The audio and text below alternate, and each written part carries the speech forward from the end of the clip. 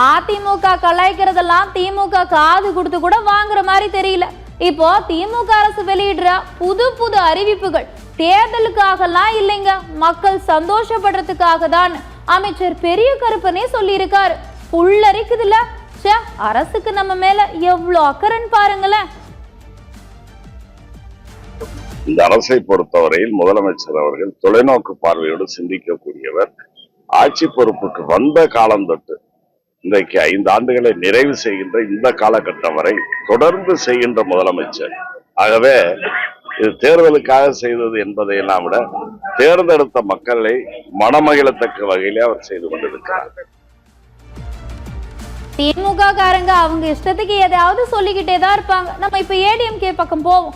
டெல்லியில மத்திய அமைச்சர் அமித்ஷாவை மீட் பண்ணது பத்தி எடப்பாடி பழனிசாமி பேட்டி கொடுத்திருக்காரு.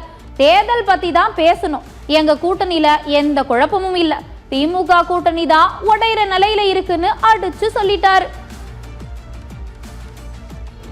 மாண்புமிகு உள்துறை அமைச்சர் அவர்களை அவருடைய இல்லத்திலே சந்தித்து தமிழ்நாட்டில் அரசியல் நிலவரம் குறித்து கலந்து பேசினோம்.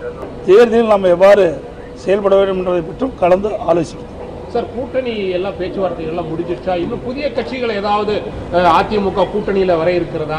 சில கட்சிகள் பேசிட்டு இருக்கிறோம், வரதுக்கு வாய்ப்பு உண்டு. புதிதாக ஒருவர் கட்சி தொடங்கி இருக்கிறார். அவர் ஏற்கனவே அதிமுக இருந்தவர், சசிகலா அவர்கள். அவர்களோட கட்சி தேசிய ஜனநாயக கூட்டணியில வருவதற்கு வாய்ப்பு இருக்கா? நேற்றுக்கு நடந்த கூட்டத்தில் இது சம்பந்தமாக பேசியதாக அதெல்லாம் அதை பேசவில்லை.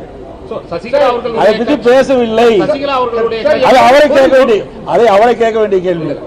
அது எங்கிட்ட கேட்க வேண்டிய சார், ஒரு கட்சி ஒரு கட்சி நான் தான் அதை பத்தி பேசல. அடுத்த கேள்வி அதை பத்தி பேசல, விட்டுருங்க. அதோட அதாவது அது காது மூக்கு வச்சு ஏதாவது இருக்குன்னு பாக்குறீங்க, அதெல்லாம் வேண்டாம். தேர்தல் தேதி அறிவிக்கல, எங்க கூட்டணி சுமூகமா இருக்குது, எதை பத்தி கவலைப்படல. திமுக கூட்டணி குழப்பம் இருக்குது. காங்கிரஸுக்கும் திமுக இருக்குமா இல்லையா காங்கிரஸ் என்ற பத்திரிகையில் ஊடகத்தில் வருகின்ற செய்தியை வச்சு கணிக்க முடியுது.